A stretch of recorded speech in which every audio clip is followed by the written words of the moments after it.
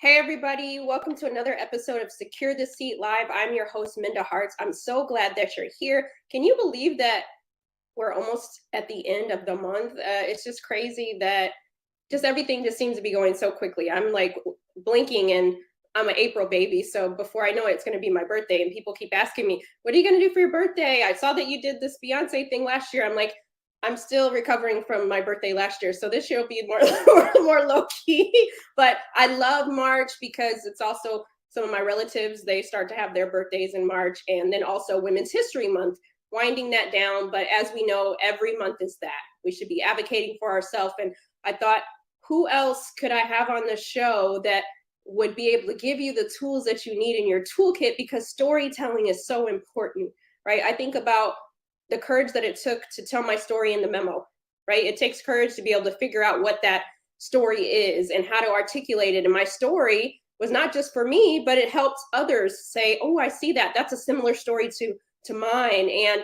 it helps our managers, it helps our allies, it helps people in our lives create boundaries, set boundaries with us and with people and all of the things. So I'm just excited to have my friend Cheryl Farrell here. And she is a storyteller. She is a speaker. She is just a overall good human. And I just love her. She supported me on my journey in so many ways. And I just, it's always nice when you can give people their flowers in real time. And so you're going to need your notes, your notebook. You're going to have to get your phones out, however you like to take notes, because you're going to get some gems. And we want you to be able to advocate for yourself and tell your story. Nobody can tell your story better than you. You know the details, right? You just might need some finessing on what that all looks like. But lastly, as you all know, I started a Secure the Seat book club each month. And so if you have been following along, this month's book club read is Brene Brown's Dare to Lead. And so later today, this evening, you can go on my LinkedIn page and you can see and join us. We're going to be having our book club conversation tonight at 7 p.m. So join in. Okay, so listen, if it's your first time with us, welcome, welcome. If you've been here 100 times, you're part of the squad, you're the family. Let us know how your weekend was. And I'm going to bring my friend Cheryl to the stage. Hi, Cheryl. Oh, Minda, I'm so excited. I'm so excited to be here. Thank you for having me. Oh, the pleasure is all mine. The pleasure is all mine. You invited me so graciously to a workshop that you were facilitating during Black History Month, and I was just blown away. I mean, I had watched your videos on LinkedIn and other places, but it reminded me how important our story is. And I couldn't keep, I say it, Secure the Seat. When we get information, we can't keep it to ourselves. We have to share it. So I wanted to bring you so you could share with the community. But first, tell everyone a little bit more about you. Thank you so much. Well, I want to say before that, I've been following you since 2019, and I don't know if you recall, but an influencer on LinkedIn had just read your book. She said, you are going to want to thank me. And she says quite succinctly, you're welcome. And it has proven true in these last few years. So I've been thrilled following your journey. About me, I have a long and storied background, no pun intended. After about 25 years in corporate America in various roles as an account executive in corporate communications and actually a foray into television, I created a consultancy, Cheryl Farrell Communications.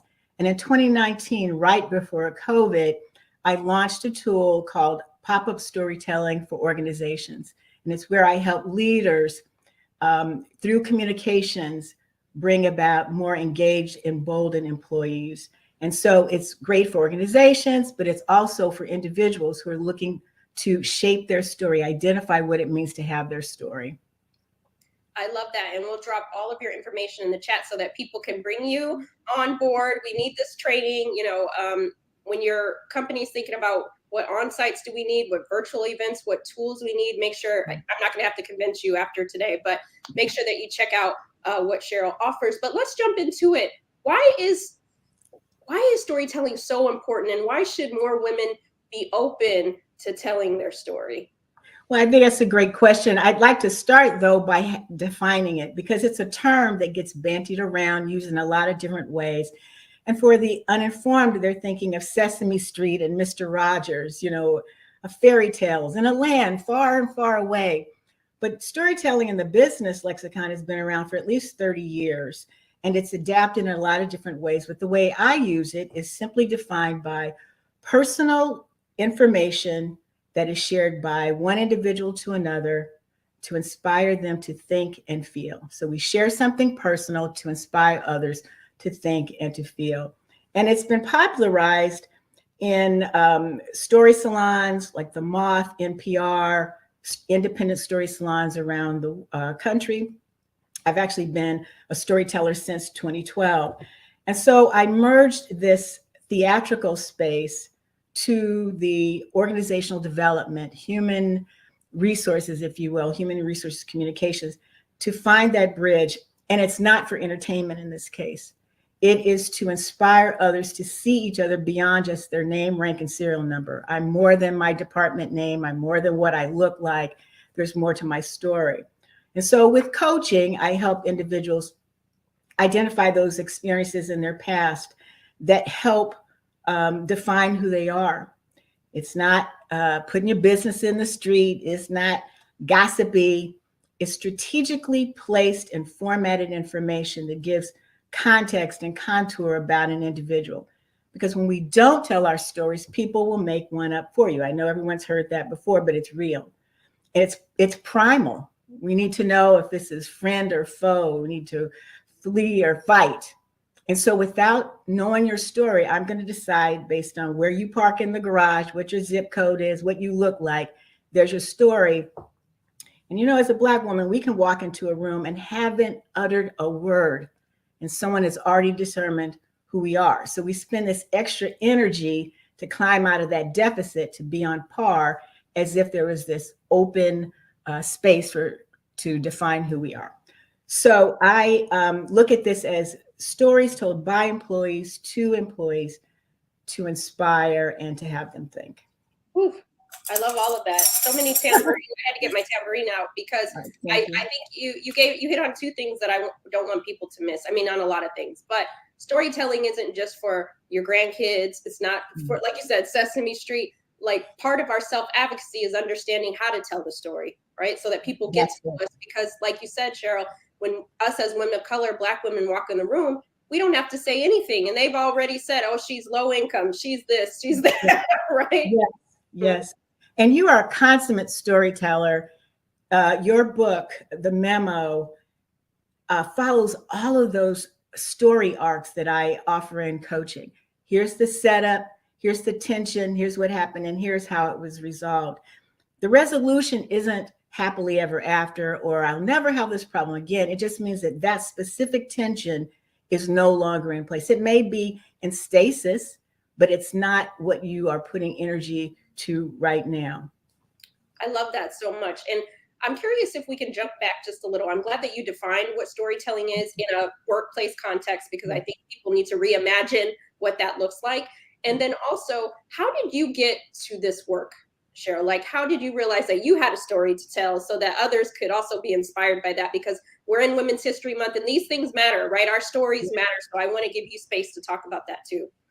Well, how I got to it is by filling up your second book of my stories. I've got stories that I internalized as that I was a deficit employee.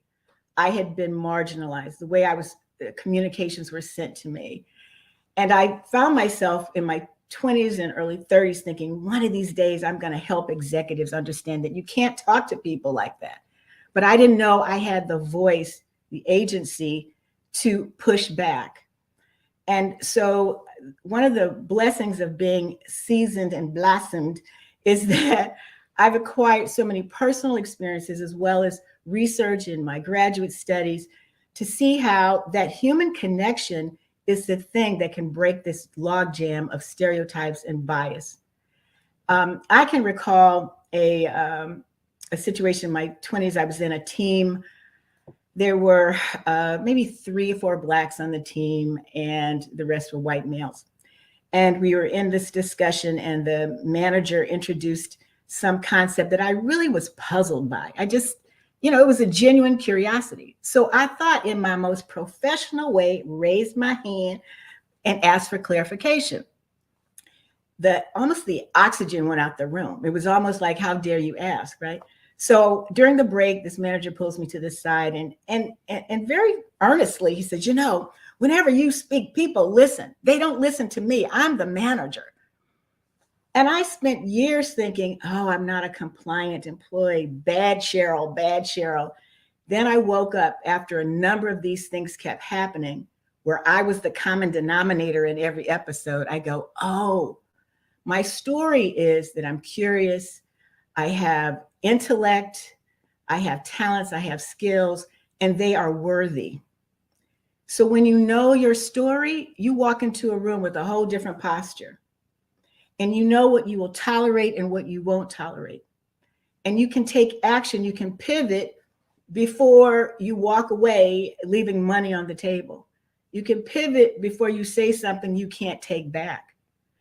So this idea of this story arms you with the ability to take on the world with all of its good and bad, and not only be a whole person, but help others around you. Beautifully said. I love that. And I know people are resonating with this. Just put some ones in the chat because I know you are resonating with this, because especially as women of color, Cheryl, there's always been somebody in our workspace that is telling a different story than which we know to be true, right? And because we aren't affirmed in various spaces, we'll start to believe that story and adapt to that story, right? That's it. That's it. I won't have it. Now, the other side of it, in addition to personal empowerment, is good for the organization. I can trace every workplace issue to a human being. You can have your artificial intelligence and your technology, but you go back to the source of any dysfunction or problem, lack of sales, loss of employees, it's related to people. So what's the cost, both tangible and intangible, to not having fully engaged employees? So it behooves companies, leaders, to have these stories, their stories shared. 100%. And it's so important that these stories are told, because we see it, all of us have seen it, the great resignation, the great breakup. Now that's a story that corporate America is telling, right? But what's really behind some of this burnout, et cetera, right? And layoffs are inherent in organizations. They contract, they expand. There's no sin in layoffs. The issue is how it's done. So if you don't see your employees as people, you see them as FTEs, that may be an antiquated term, but as some kind of widget, it's easy to do slash and burn. We hear about stories of people being laid off while they're in the middle of doing a work assignment, laid off while they're on medical leave. If you look at that list of people to lay off and see Mary as the person who is taking care of elderly parents or like skiing or whatever the thing is, you're at least going to exercise the layoffs in a way that acts like there's human beings on the other side of that letter. 100%. It's the story that you're telling, right? Yes. And that humanity. And yes. This is such important information for all of us to have, because there's no place in our career where we won't have to tell our story, right? Where we won't have to articulate our value. It leads me to my other question, Cheryl, is, okay, we have a lot of listeners on the line. We have people who are watching us live, who will watch us after the fact. And much of our community identifies as women of color, but we have a great community of allies here, and we really appreciate those who show up. But the question is, particularly for Black women and corporate leaders, what can our listeners, particularly Black women and corporate leaders, learn from the storytelling? So as a Black woman, where is the value? I mean, I'm sure they're already seeing that, but then leaders, how can we incorporate that in real time? I would say to leaders to get the data. Find out how much it costs to have a disengaged employee or group of employees. Find that number, and layoffs, turnover, litigation, rehiring, retraining. And once that number is compelling enough, I urge you to include the human connection part of your DEI employee engagement exercises. Storytelling is a wonderful way to make those human connections that leads to engagement, and that furthers all the other business initiatives as well as employee-related initiatives. The pain has got to be there. I've met with clients who said, I want innovation. Innovation is my pillar of my organization. I'm all for it, but I don't want anything to change, right? So you bring these innovative ideas and they're just not ready. So when leaders are ready, there are these opportunities to take on. One of the things I find is that people get ready with storytelling when there's a crisis. There can be a neighbor or a cubicle mate that you never talk to, but if there's a workplace incident, if there's a wildfire, a flood, an earthquake, all of a sudden, how are you doing? What's going on? How is your family? I don't even know your name, but we're having this conversation as if we're buddies. And I say, why not on a sunny Monday afternoon to have a culture that exchanges that as opposed to waiting for a tragedy? Why do you have to miss all of your goals in order to say, oh, we've got a problem? Let's start now.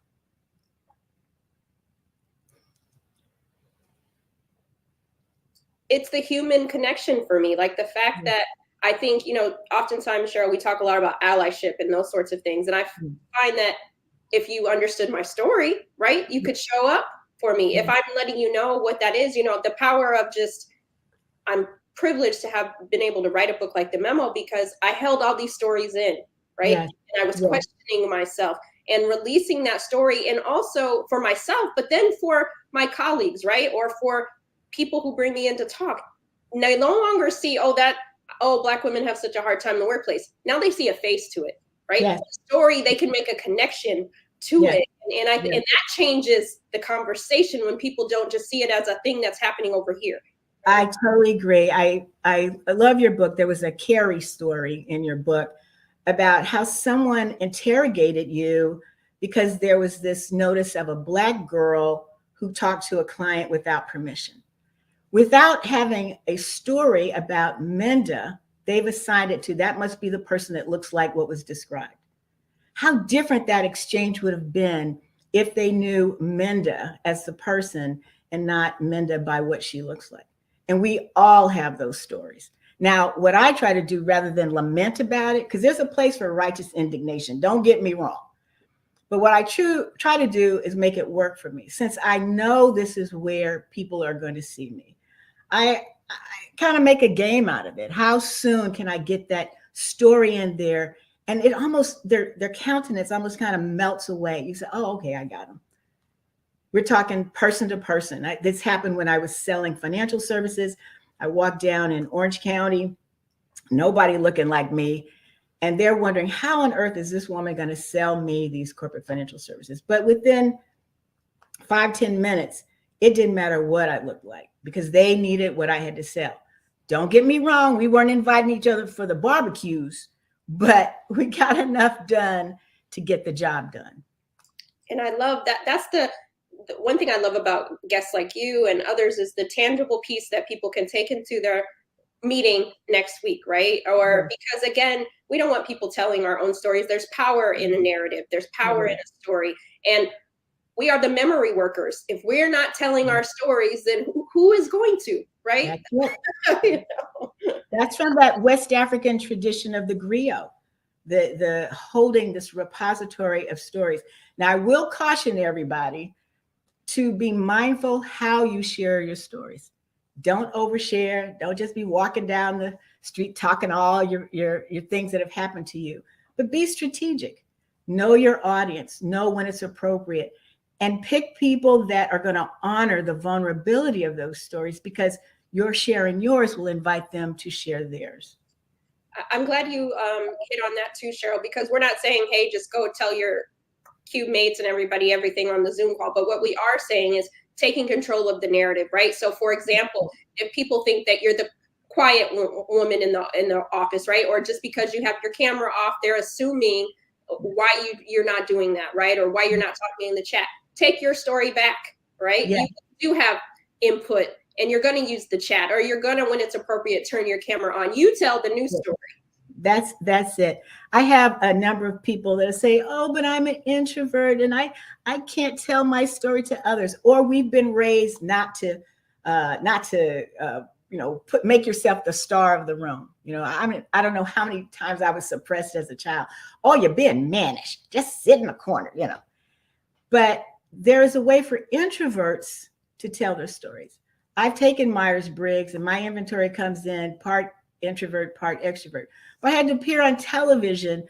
Not had to, but I was honored to be on television for 7 years. But no one knows behind that, I was scared most of the time. Sometimes I got on airplanes to fly to foreign countries alone where English wasn't spoken, but I had to do it to get the job done. So what if somebody knew that about my TV experience, in addition to what's on, the bio? They can say, well, gee, I'm nervous even presenting in front of a board that's antagonistic to my story and me. What are some of the tips that I can push through that? So sharing our stories, we find allies among ourselves. You're not alone in it. Absolutely, 100%. I was thinking about something you said, and then we'll move into I love this conversation, our bonus questions. But, again, I want to really challenge our community of listeners and viewers and squad members to think about storytelling differently. So you touched on something, Cheryl, even your wins, right? And in most cases, we definitely, as women of color and women, we've been conditioned to not brag, right? But this is branding. Storytelling is telling your story. It's sharing the wins, like you said, strategically in a way that makes sense and adds value. Any final thoughts that you just want to give to that person that's like, well, I don't want to tell my story. I don't want to be seen as bragging or this or that or whatever. I would say get a buddy, get an accountability buddy, a trusted source that can give you accurate feedback on it. And done the right way, it isn't as onerous as you think. It's disarming when you fill in the blank. My colleagues would be surprised to know that it works for shy people. It works for folk that maybe have been burned in the past. But I think the risk of sharing is far greater than the risk of someone exploiting your information. And if someone exploits it, there are means to address that. So that's the encouragement I would offer. I love that so much. We're going to drop your links in the chat. Definitely follow Cheryl here on LinkedIn, of course, but we know people are watching on Facebook, YouTube, Twitter, and LinkedIn, of course. But how can people connect with you, work with you, all the things? I'm of a certain age, and so my favorite playground is LinkedIn. You'll find me there most often. I'm also on Instagram. I am a guest writer for an online magazine called Inside Wink, and so we'll provide that where you can see other essays and stories that are on social justice issues. I love it. So listen, as you're thinking about bringing speakers in, various workshop coaching that needs to take place, take a look at Cheryl's information, because it doesn't stop here. Our stories don't stop when Secure the Seat ends. We have to keep telling them. And as we know, with history, it's so important that we tell our story. So thank you for the work that you do. And now we're going into our bonus questions. Cheryl, you've probably heard this 100 times. I'm a lover of grits and rap lyrics. And I have to ask, how do you like your grits? Oh, no, that wasn't the question I was prepared for. Let's see. Butter and salt. I know they have that low sodium thing, but that's just like eating gravel. I want some sodium and some butter. That's the only way, really. If I have a choice, it's always with the butter. And as I'm getting older, yes, lower sodium, but it's hard to have my grits without salt. So I'm like, I have to choose what weapon I'm going to use. I'm going to always have a little salt in my grits. But I was hoping that you wouldn't break my heart and say sugar today. But no. There'll be a separate conversation on sugar, but no. Okay, good. And with a good bowl of grits is a good rap lyric. And I'm curious, what is your favorite rap lyric and why? Thank you so much. I've been preparing for this. This is from 2022, and the video starts. Lizzo, about damn time. I've been so down and under pressure. Ooh, and she continues. I'm way too fine to be this stressed. And oh, I'm not the girl I was and used to be. I might be better. Now I have to clean this up for my church ladies. Turn up the music, turn down the lights. I got a feeling I'm going to be all right. Okay, all right. It's about damn time. Period. It's an anthem for all of us. And what I love about Lizzo is this song started in a support group for stress. And that's how the video says stress and sexy. So these were people gathered to tell their stories. And she put her story to music. And that is a message for all of us, that you can be at something for a long time, but it does work out. I'm here to give that as a testimony. I do have to do a shout out for the women that are a little older. I hope they're watching too, because the story for older folk is that your worth ends once you retire. And I need to insist that your story is just beginning. You're going to work in a different way, be a mentor, make space for those that are coming behind you. So I'm here to champion that for those that have been at it a bit and know that your story matters too. Thank you so much for sharing that, because we have all generations that chime in to secure the seat. And I think sometimes, like you said, culture would try to say, oh, this age, you don't have anything left, or we're just going to put you out here. But like you said, we get to reinvent that at any time. And I know that some of the ageism discrimination is starting at 40 years old. And you know what I mean? So that's just not okay. So we all have so much more left to give. So thank you for sharing that. Thank you. And the other question, everybody's a leader. They don't have to wait for their manager to call them one, or the story that someone else tells about them in the leadership. We all get to activate that today. What's one piece of advice you would give all of our leaders on how to make the workplace better than they found it? Well, I'll go back to my point earlier. Get the numbers. When that pain point gets to the point where there has to be another alternative, consider storytelling as that human connection element. It can be embedded in any existing campaign that you have or start afresh. We're just not motivated to change until we have to. And I encourage people to look at that now rather than when it's in a crisis. Absolutely. And, last thing I want to say, definitely we're dropping Cheryl's information in chat again, but right now, a lot of companies are not investing in DEI as they once were, in ERG, employee resource groups, business resource groups. And I would encourage you to get Cheryl's information and bring her into your organization, because this is another way in which we tell the story, right? So people may not want to hear it in the old ways or the last few years, but they're going to hear it. But we have to figure out, how do we tell that story so that it matters now, right? So that fatigue isn't there, right, Cheryl? That's it. Thank you so much. I know I'm preaching to the choir here, but thank you so much for underscoring that point. That's it. Yeah, thank you for that. And thank you so much for all that you do and showing up and giving us some tools that we can go into the rest of the week with. Tag somebody right now. Somebody is struggling with their story. They feel like they don't have one anymore.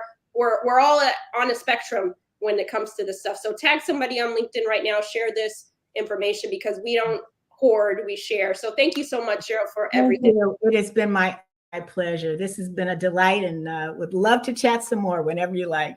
Definitely. All right. So thank you so much. Take care. Bye. Wow, that was such a great way to end Women's History Month. I don't know about you, but I'm fueled up.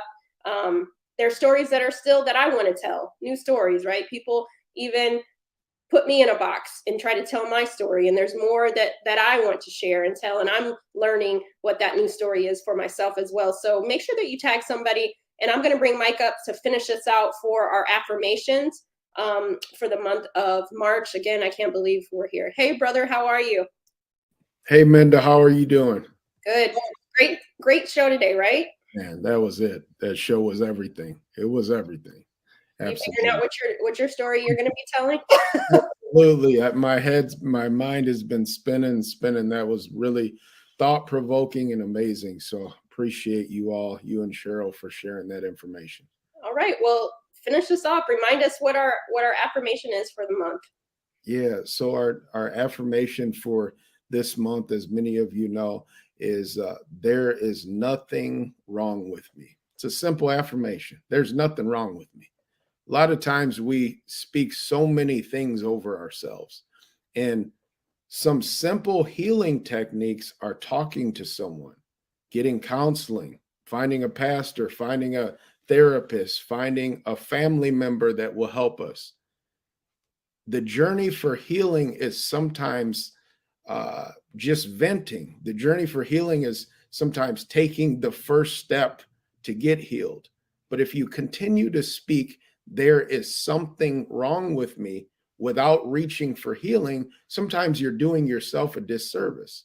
There's people who want to help you. There's people who want to help you grow in your life, in your family, with your job, with your new business, with your new business ventures. There's people who want to help you. But if we continue the same affirmations of there's something wrong with this person, there's something wrong with me, there's something wrong, that's easy to say. But what are your solutions for healing? There is nothing wrong with me. I want everybody to put that in the chat. I want you to say that all week. Do what you have to do to get yourself to the next level. Reach out for help. Do what you have to do. But stop proclaiming there is something wrong with you. Maybe situations haven't worked out.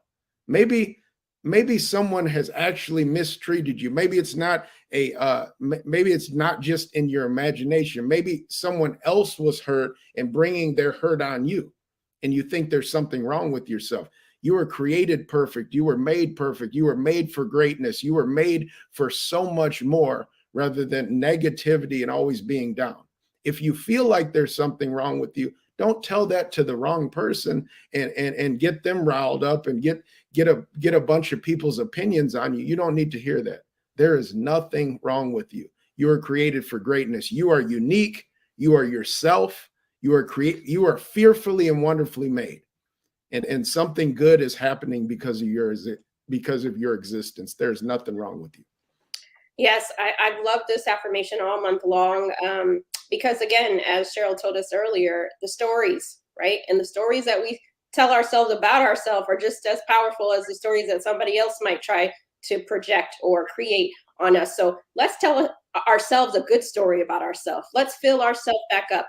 There's enough negativity happening out in the world. You don't have to be oppressing yourself at the same time, right? So if you're not being affirmed in other spaces, be that for yourself. There's nothing wrong with you. When I was going through some of my toughest times inside the workplace, I started to think it was my fault, that I was the problem, right? And I realized after some healing, after some help, that it wasn't me. It was these toxic behaviors that could not see me, that did not want to change, that did not want to be held accountable, right? So I had to tell myself, when I was telling myself, well, I must be going crazy. I don't know what this is, right? I was putting that on myself, realizing, no.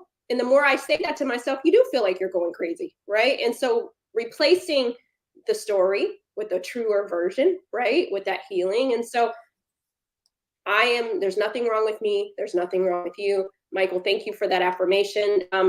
Mike has his affirmation book. So if you need some extra affirmations, maybe you're not good at telling yourself those, pick them up. I don't know about you, but I'm good at talking to myself, but there are times in the day where I'm like, ooh, child, and I have to go get and read me an affirmation to remind myself that I'm great, right? Because sometimes we're in these spaces that will have you, again, questioning yourself. And we have to, when that question comes in, we have to affirm ourselves.